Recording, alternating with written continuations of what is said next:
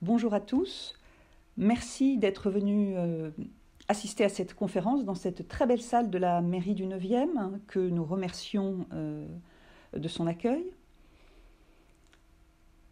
Lors de la conférence sur la photographie de cinéma que la Compagnie nationale des experts m'avait proposé de faire en décembre dernier, je m'interrogeais sur le pourquoi et le comment deux des plus grandes inventions artistiques du 19e siècle, c'est-à-dire la photographie et le cinéma, avaient donné naissance à un art méconnu, populaire et confidentiel. Donc, est-ce qu'il allait être condamné à être pris en sandwich pour le meilleur et pour le pire, ou désormais centenaire, allait-il enfin s'épanouir pour devenir un art reconnu et estimé? Aujourd'hui, le cinéma est entré à la CNE depuis exactement le 19 novembre 2020.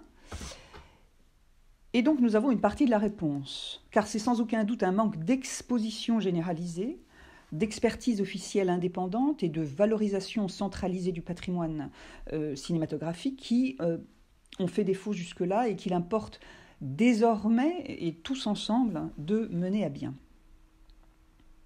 C'est à travers l'histoire de la collection privée de près d'1 million de clichés de toutes époques et de toutes origines, donc constituée par le grand photographe de plateau et collectionneur Roger Corbeau et son collaborateur cinéphile Gabriel Depierre, que nous allons tenter d'y voir plus clair, en regardant bientôt donc un florilège d'images. Pour vous faire patienter, si je puis dire, voici une photo rarissime donc qui montre chaque poste de travail à l'œuvre pour la réussite d'un film. C'est une photo MGM, donc nous voyons Norma Shearer et Frédéric March, et qui énumère donc tous les postes, comme je le disais, à savoir les mains du caméraman, de l'auteur, du metteur en scène, et puis celle de l'ingénieur du son, du dessinateur, du maquilleur, et puis l'électricien, le découpeur, il est dit en français, le monteur, et de l'homme qui manie le microphone. Voilà. Alors, je vais d'abord essayer de tenter de faire une définition. Il convient donc de redéfinir ou de simplement définir ce qu'est une photographie de cinéma, et au-delà de son histoire, de s'interroger sur ce qu'elle représente dans notre imaginaire ou ce qu'elle dit de nos désirs. Ensuite, nous parlerons très précisément de Roger Corbeau et de Gabriel Depierre, de leur vie, de leur rencontre, et puis, bien entendu, de la constitution et de l'histoire de leur collection. Ensuite, je vous parlerai de mon rôle de légataire de ce fonds, et puis, bien entendu, du travail de l'expert, de la conservation à la transmission. Et enfin, j'essaierai de vous parler un peu plus précisément, bien que les choses ne soient pas forcément encore très précises, de l'avenir de ce fonds. Et bien sûr du cinéma, et au-delà du cinéma, et de toutes les vocations qu'il a suscitées et de cette ouverture sur le monde. Donc de quoi parle-t-on quand on dit photographie de cinéma ? La photographie de cinéma n'est pas le parent pauvre de la photographie, mais le parent ignoré, sous-estimé, voire dénigré, méprisé. Ou alors élitiste et victime de son succès, lorsqu'une photo iconique de Marilyn Monroe, par exemple, dans 7 ans de réflexion, fait des milliers de dollars en vente publique. La photographie de cinéma dont nous parlons n'existe pas dans le dictionnaire, ni même dans les ouvrages spécialisés. Il n'y a pas d'ambiguïté de la définition, mais inexistence de la définition. La seule photo dont on parle, la vraie, entre guillemets, est celle du directeur de la photographie, celle du chef opérateur qui éclaire un film, qui a la science de la lumière et des ombres, qui en crée l'atmosphère. La photographie de cinéma dont nous parlons est donc une photo prise sur un plateau de cinéma par le photographe attitré du film, engagé et appointé par la production ou par un photographe d'agence, dit en ville, c'est-à-dire indépendant, ou freelance si vous voulez, attaché à une vedette. Le dit photographe respecte la focale de la caméra, les acteurs prolongent la scène et se remettent dans l'ambiance, comme, suivant l'expression, pour la photo. Donc en situation à la fois technique, avec repères au sol, éclairage, et situation émotionnelle, recréation de la scène et de l'ambiance de celle-ci. On peut partager ces photographies en deux grands ensembles. Donc la photographie de plateau, la plus courante, celle qui sert à la production, à la distribution, à l'exploitation et à la presse. Et la photographie de tournage, la plus rare et recherchée par les spécialistes, qui montre l'atmosphère du plateau, les appareils, les objets, la technique. Mais encore une fois, de quoi parle-t-on ? Donc de photographie ou de cinéma ou de photographie, d'un objet, d'un désir, d'un rêve, d'une image recréée ou fantasmée.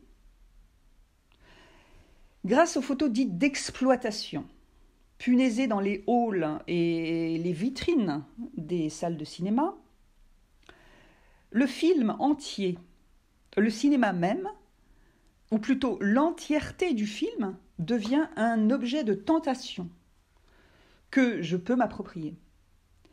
Il devient portatif, objet de fétichisme et de collectionnite aiguë. Comme nous l'avons vu, le plus bel exemple restant François Truffaut, alias Jean-Pierre Léaud, qui, enfant, vole les photos de Monica, le film de Bergman, dans Les 400 coups, donc son premier film, et Truffaut-Ferrand, le réalisateur cinéphile, qui vole, ou plutôt plus exactement, qui rêve de Citizen Kane dans ses rêves récurrents donc de la nuit américaine. Et là, Roger Corbo, que vous voyez ici, un des ouvrages, il y en a eu plusieurs, mais sans doute le plus réussi, que Roger Corbo donc, a fait éditer, donc de son vivant. Il s'agit d'un livre édité de son vivant. Je vais vous parler donc maintenant de Roger Corbo et de Gabriel Depierre. Roger Corbo donc, est un photographe de plateau et collectionneur, né en 1908, mort en 1995. Donc ça ne s'invente pas, l'année du centenaire. Culte donc et patrimonial à la fois certainement un rebelle indépendant, fou de cinéma muet. C'était un technicien perfectionniste, donc à la fois portraitiste, mais aussi tireur, très attaché à son laboratoire, qui s'appelait Central Color, qui s'appelle toujours, je ne sais pas s'il existe toujours, mais enfin encore il y a quelques années c'était le cas. Donc riche d'une filmographie de plus de 160 films sur 6 décennies, donc il mérite à lui seul une conférence et une exposition de ses tirages d'origine, inédits ou de ses retirages, et de son matériel. Voilà, on a vraiment de quoi faire une exposition clé en main, c'est ce qui était d'ailleurs prévu. Nous avons l'appareil, nous avons le tabouret, nous avons des accessoires. Et puis finalement, cette exposition qui devait avoir lieu à la Cinémathèque française n'a pas vu le jour, hélas. Alors nous voyons ici Roger Corbo au repos, si je puis dire. Donc vous voyez le tabouret dont je vous parlais à l'instant qui subsiste, qui est là, qui existe, avec ses initiales RC. Donc il est devant son 6.6 Rolleiflex, format carré. Donc. Et puis nous avons aussi beaucoup d'archives personnelles qui subsistent, avec des contrats, des correspondances, et puis de ses écrits. Il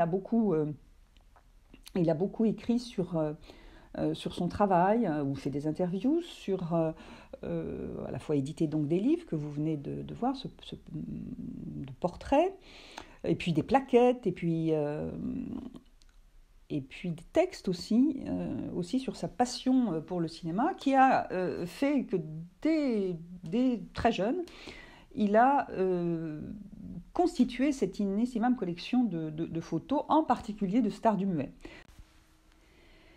Inspiré par les cadrages donc, et les éclairages des films qui l'ont ébloui dans sa jeunesse, donc Roger Corbo imposera son univers en adoptant celui du réalisateur, du film et de l'atmosphère voulue. Cette métamorphose consentie créera le paradoxe entre les photos structurées et classiques de Patte Blanche, par exemple, de Grémillon, ou les facéties et le kitsch voulu de Topkapi, de Fantomas, bien entendu pas le Feuillade, mais le film d'une belle, les films d'une belle, puisqu'il a fait les trois, et puis des premiers OSS. Ancré dans la modernité et le présent de son sujet, Corbo se fait donc terrien et humaniste pour Marcel Pagnol, avec qui il a fait Geoffroy, Angèle, Le Spoons, La femme du boulanger, toutes ces photos iconiques que vous connaissez. Et puis, il se fait aussi donc réaliste et tragique pour Jean Renoir, comme sur cette photo de tournage de Tony, un extraordinaire film de Renoir, pour ceux qui ne l'ont pas vu, où là on voit donc le metteur en scène, comme tout bon metteur en scène, regarde le ciel quand il s'agit de tourner en extérieur, et vous remarquerez bien sûr la caméra pâtée, le microphone au-dessus de Blavette et donc tout le décor du film. Donc, il peut aussi se faire ascète et épuré pour Bresson, pour le journal d'un curé de campagne. Il peut se faire lyrique et habité pour Jean Cocteau, pour Les Parents terribles, Orphée, avec cette photo ou ces photos plus exactement de Jean Marais, absolument admirable. Et puis bien entendu kafkaïen et génial pour Orson Welles avec Le Procès, tourné donc dans l'ancienne gare d'Orsay, aujourd'hui musée, et puis bien entendu très fidèle à Claude Chabrol, et inquiétant pour Claude Chabrol, dans tous les films de Chabrol à partir de La Décade prodigieuse en 71. Hein. Les photos de Corbo faisant parfois, en particulier, alors on pense à Violette Nozière en particulier, ou Fantôme du Chapelier, dont les photos de Corbo ont créé les affiches du film. Là, vous voyez Renoir et Pagnol, dont je parlais tout à l'heure, dans une photo assez rare, toujours de Corbo, bien entendu. Corbo au travail, donc là, il photographie Bardot donc, dans La femme et le pantin, le film de Duvivier. Donc là, on est en 59. Et puis, Corbo, ne l'oublions pas, était aussi quelqu'un d'assez facétieux et drôle, hein, et qui savait s'amuser et faisait souvent de la figuration, parfois, dans les films. Et là, on le voit aux côtés de Paul Newman dans Lady L, le film de Peter Ustinov. Donc Corbo décède dans la rue, enfin plus exactement à sa banque, d'une crise cardiaque en 1995. Et il avait souhaité très clairement, et là nous en avons la preuve, que soit inscrit sur sa tombe à Haguenau, chevalier de la Légion d'honneur et des arts et lettres. Voilà, c'était la chose la plus importante pour lui. Et là, c'est exactement ce qui a été écrit sur sa tombe de Haguenau dans le cimetière. C'est dans ce très beau cimetière d'Haguenau, donc en Alsace aujourd'hui. Gabriel Depierre, donc collectionneur cinéphile que l'on voit ici au travail avec Roger Corbo, dont il était l'assistant, en train donc là de photographier à Cannes l'acteur allemand Dieter Borch, est né donc en 1929, donc il est adolescent pendant l'occupation et ses parents le laissent aller au cinéma. dans toutes les salles pour aller tout voir, c'est-à-dire c'est là où il découvre bien entendu, notamment, même dans les salles réservées aux officiers allemands, les comédies musicales allemandes qui l'enchanteront et qui montreront sa prédilection par la suite pour la comédie musicale comme genre particulièrement. Donc Roger Corbeau et Gabriel de Pierre se rencontrent sur Dortoir des Grandes d'Henri Decoing en 1953. Et immédiatement, c'est un coup de foudre affectif et surtout une passion commune qui va les amener à créer cette collection qu'ils vont constituer au fil des années. Donc d'abord, Corbeau ayant constitué déjà une collection particulièrement importante sur les années 20-30, et puis au fur et à mesure des décennies, Gabriel de Pierre va être le go-between, je dirais, Corbeau à la fois faisant son travail de photographe et Gabriel se chargeant de recevoir, quand par exemple Corbeau tournait Topkapi en Turquie avec Jules Dassin, Gabriel de Pierre restait au laboratoire, réceptionnait les négatifs, allait les faire tirer et renvoyait un télégramme pour dire si c'était OK ou pas.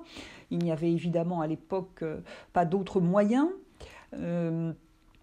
Donc, à la fois son travail d'assistant technique, je dirais, de Corbeau, et un travail de recherche de collection, c'est-à-dire un travail de collectionneur à la fois pour lui-même et pour Corbeau.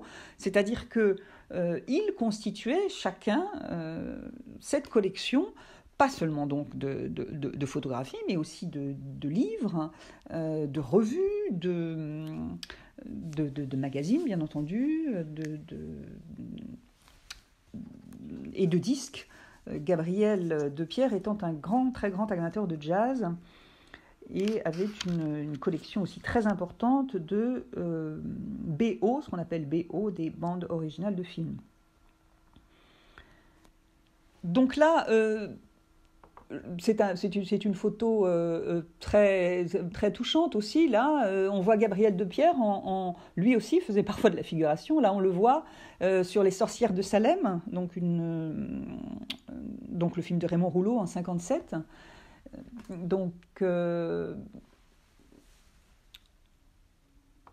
là, la vedette n'est plus ni Jean Marais ni Mylène de Mongeau sur le tournage de Fantomas, mais Gabriel de Pierre au centre, qui fait également, qui prend la pose très jeune premier. Et enfin, une photo devant l'entrée du musée du cinéma au Palais de Chaillot. Donc on a à gauche Roger Corbeau, ensuite Bernard Martinand, l'ancien programmateur de la Cinémathèque française, donc Gabriel de Pierre et à l'extrême droite Lenny Borger, qui était à l'époque le correspondant du célèbre magazine, de la célèbre revue ou journal Variété plutôt, parce qu'en France, très curieusement, on dit Variety et non pas variété, ce qui devrait normalement être le mot français. Mon rôle en tant que légataire de ce fonds intervient à partir du moment, évidemment, du décès de Gabriel de Pierre, mais en fait, bien en amont, puisque quand Roger Corbeau décède, Gabriel de Pierre devient son usufruitier. Charge à lui de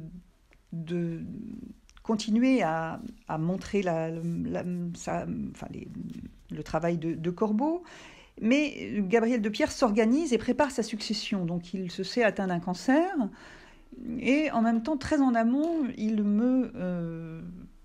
se sent très concerné par l'avenir de cette collection, et il n'est pas comme les cinéphiles qui oublient, entre guillemets, de mettre leurs affaires en ordre et se croient immortels. Et il ne voulait pas laisser tout cela dans des cartons, ça c'était selon son expression. Et il me dit, mais voilà, que que j'étais la personne la mieux à même de m'occuper de tout ça en cas de disparition. Et donc, moi, ne me rendant pas très bien compte de l'importance de ce fonds, je dis oui, bah, si tu penses que... Donc, comme il connaissait la Cinémathèque, parce qu'il y avait travaillé, au début des années 50, avec Langlois, Grémillon, Musidora, Marie Merson, bien sûr, Marie Epstein, et puis, bien sûr, Lotte Eisner, qu'il appelait toujours de son nom de résistante Mamselle Escoffier, quand on la croisait. Et donc il savait qu'il y avait beaucoup de cartons à la Cinémathèque et il ne voulait pas, encore une fois, que tout ça reste, je dirais, en l'état, sans être vu. Et sorte d'hommage en image, alors à la fois à tous les gens que nous venons de citer, bien sûr avec Leni Bellungen, donc qui par ailleurs est ce qu'on appelle mon film inaugural, comme chaque cinéphile a un film inaugural, en l'occurrence pour moi ce fut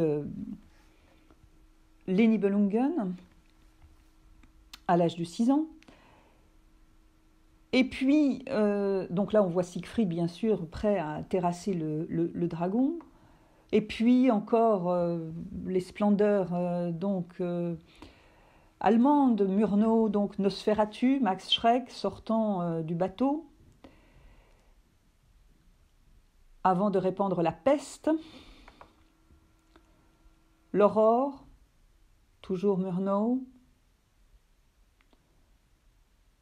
C'est bien grâce à Lotte Eisner que la Cinémathèque a aujourd'hui ce fonds inestimable à la fois de dessins, à la fois de photographies, à la fois d'albums, de tournages, grâce à Fritz Lang, grâce à tout le travail qu'elle a fait, et tous les liens, bien sûr, qu'elle avait avec tous les cinéastes et les collaborateurs, et bien sûr avec tout ce qu'elle a apporté à la Cinémathèque et à Langlois. Et là, Folie de femme, provenant de la collection von Schreim, bien sûr, Eric von Schreim, provenant de la collection d'Hermann G. Weinberg, qui a fait des échanges avec Corbeau et De Pierre, et donc qui se retrouve aujourd'hui dans cette collection. Donc je dis donc oui à Gabrielle De Pierre, sans savoir bien entendu ce qui m'attendait, avec des reliures de ciné-miroir dans la baignoire, de ciné-monde ou de cinéma-bibliothèque dans le four, enfin, etc. Donc Gabrielle De Pierre meurt d'un cancer en 2004. Voilà, et charge à moi de transmettre alors la collection.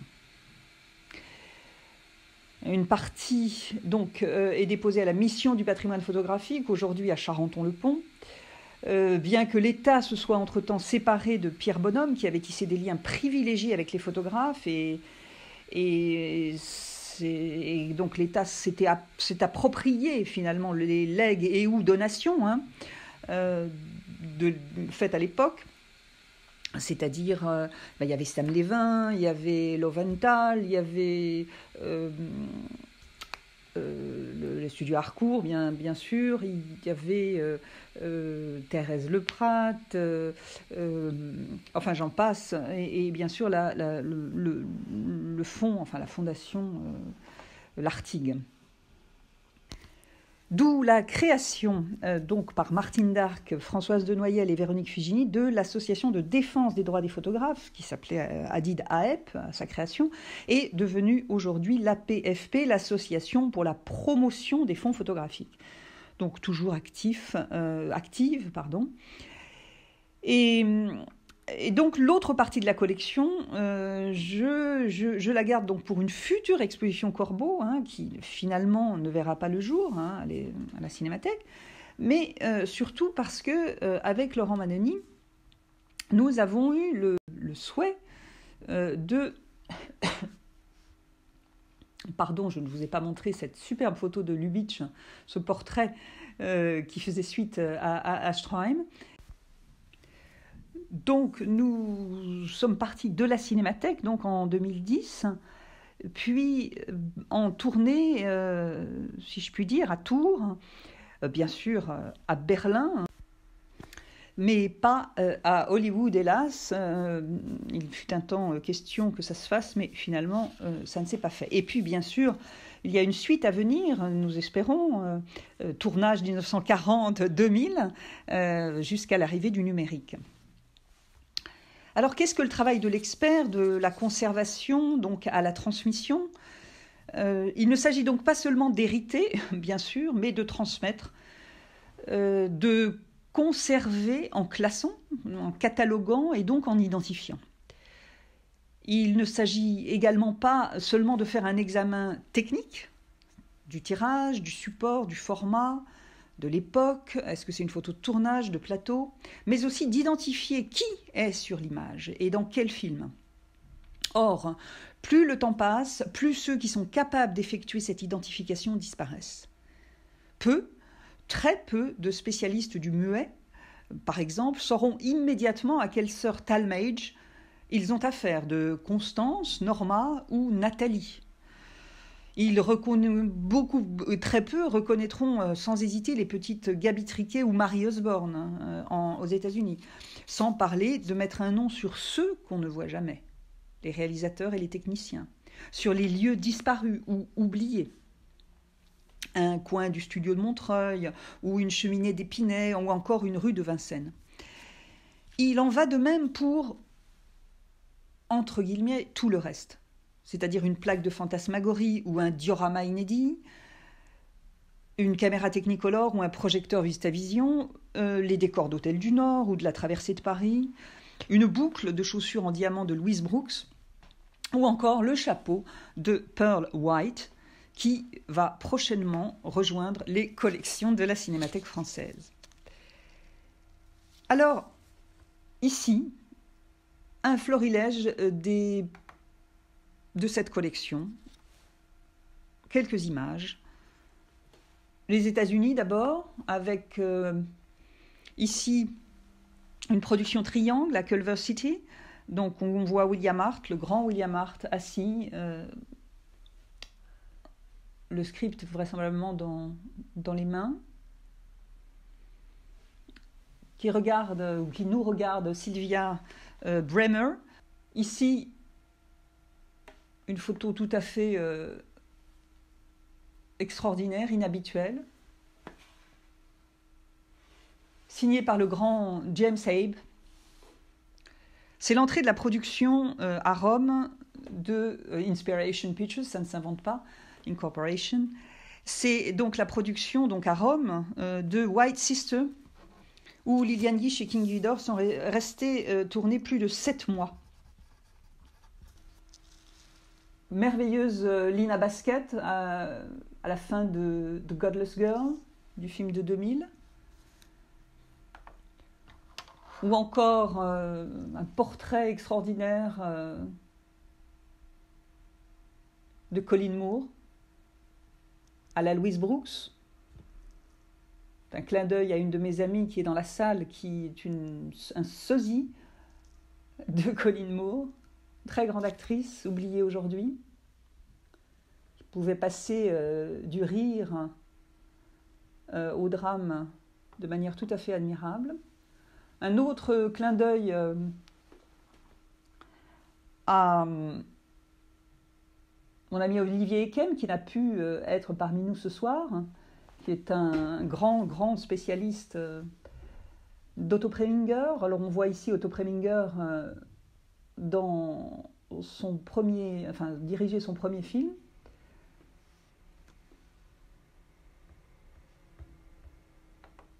Très belle photo d'Elizabeth Taylor dans Soudain l'été dernier, pour vous montrer aussi la diversité du fond.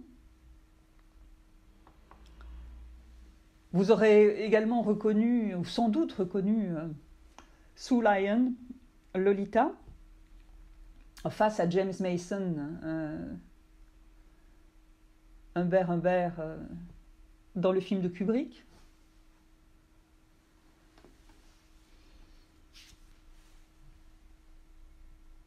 Et en France, on peut citer notamment ce fameux tour du monde par 2 enfants. Nous avons dans le fond un magnifique ensemble de photos sépia de ce film. C'est un film de Louis de Carbonat en 1924. Une photo de tournage d'Abel Gance qu'on voit au centre du film La Roue, récemment retrouvée. Encore une rareté. Et puis une photo de Sacha Masour, Jean Cocteau sur le tournage du Sang d'un poète. Encore une photo de tournage rarissime, Jean Renoir, Grandval et Michel Simon à droite, au centre non identifié, sans doute peut-être René Fauchois, l'auteur de la pièce d'origine, donc Bout du Sauvé des eaux.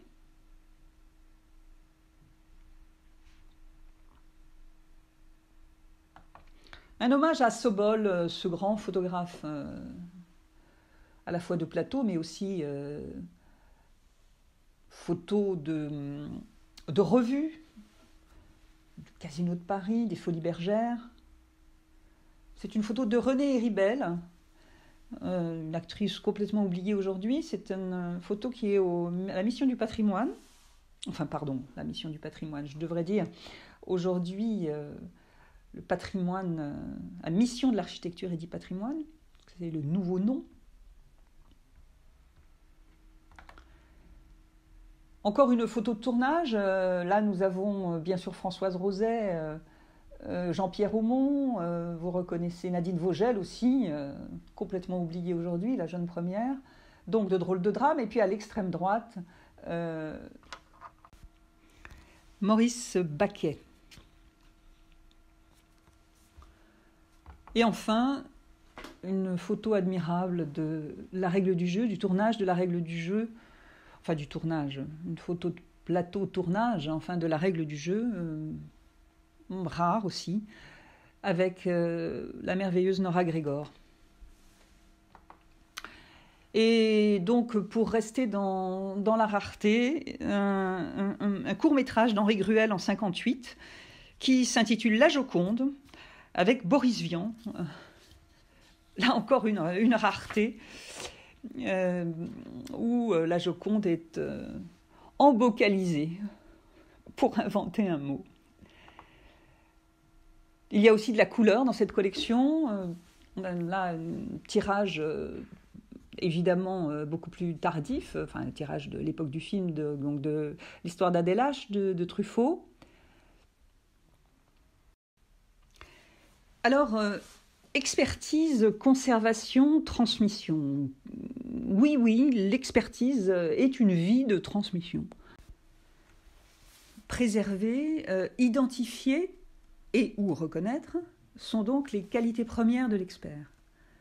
D'où l'importance de l'expert auprès des métiers de la restauration. Par exemple, pour le film, Pierre Philippe, la façon dont Pierre Philippe a pendant près de 30 ans travaillé au sein de Gaumont Pathé Archives en apportant son érudition. Donc, valoriser le patrimoine. L'expert est un protecteur naturel du patrimoine, à la fois dans le legs, la conservation, l'inventaire, les conseils, les consultations. Donc, comme tout patrimoine, il s'agit donc, et je reprends le terme, de transmission, de circulation, de respiration. Pas d'enfermement. Le cinéma est libre. Mais pour transmettre, il faut un savoir. Comme le rappelle si justement François Parère dans le journal de la CNE, l'expert est un voyant, armé de connaissances, d'expériences et raisonnant à partir d'une observation.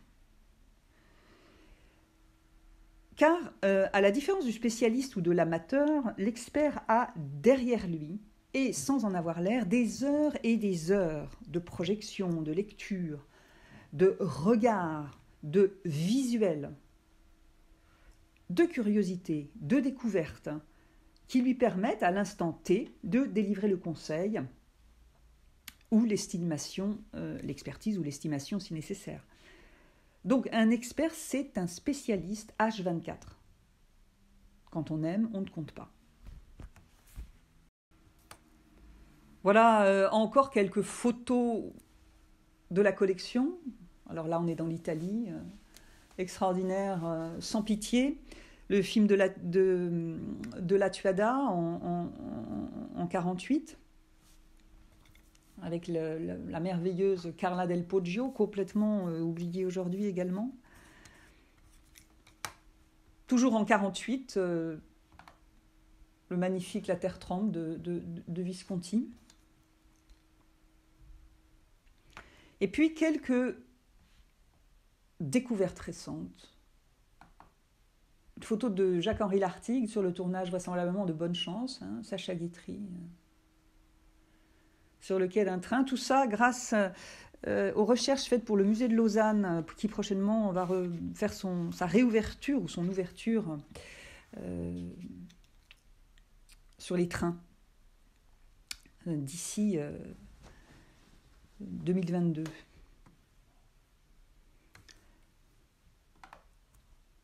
Et enfin, vous observerez bien sûr tous les détails à la fois des noirs et blancs, des gris, des couleurs, si je puis dire, des détails de la malle en osier, de la réflexion de la vitre, du compartiment, le regard. C'est Deborah Kerr dans I See a Dark Strange, de film anglais, britannique de Launder et Gilliatt en 1946.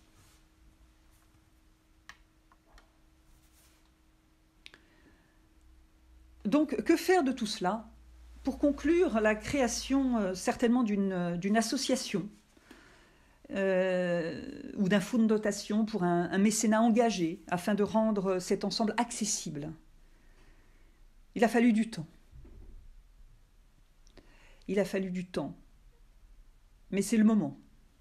Donc avec notamment une bibliothèque, donc privée bien entendu, donc de cinéma, il y aura plus de 4500 entrées, et de théâtre. Plus de 1000 entrées théâtre également. Ouverte donc à tous au cœur de Saint-Germain-des-Prés. Cette bibliothèque est déjà existante. Et puis, il y a tout ce qu'il y aura autour, ou qu'il y a autour, c'est-à-dire de la documentation, des revues, des magazines, les disques, bien sûr, j'en ai parlé. Donc la suite logique, pour ne pas laisser tout cela dans des cartons comme le souhaitait Gabriel Depierre. C'est une vision d'avenir aussi pour susciter des vocations et bien entendu une ouverture sur le monde. Car comme chacun sait, les photos mènent aussi, les photos et les livres mènent aussi à des vocations, comme Truffaut, comme on l'a vu, mais aussi Scorsese, dans son voyage à travers le cinéma français, le lapsus, donc voyage à travers le cinéma américain, qui rappelle l'importance d'avoir découvert et ou fantasmé le cinéma, à travers l'album A Pictorial History of the Movies, avant d'avoir vu les films. Ou encore donc bien sûr Bertrand Tavernier, qui a lui aussi fait son voyage à travers le cinéma français et dont l'ultime ouvrage s'intitule « L'amour du cinéma m'a donné une place dans l'existence ». Et la boucle est bouclée, c'est-à-dire que nous rejoignons tous, là aussi Gabriel Depierre qui disait le cinéma m'a ouvert toutes les portes. La passion du cinéma m'a ouvert toutes les portes. Car ce que permet aussi secrètement cette entrée du 7e art à la Compagnie nationale des experts, c'est la transmission de l'ineffable. La dette morale à jamais redevable pour tous les bonheurs, les dons et les présents que le cinéma nous a offerts. Transmettre le savoir de l'expérience. Transmettre l'amour d'une vie. Juste par gratitude. Juste pour remercier. Et là, c'est moi qui vous remercie. Vous pourrez, si vous le souhaitez, consulter les livres, les plaquettes que j'ai apportées, le livre de Roger Corbeau, la plaquette du musée d'Orsay avec les photos du procès, la plaquette du musée Niepce de Chalon-sur-Saône. Voilà, merci encore et très très bonne fin de soirée.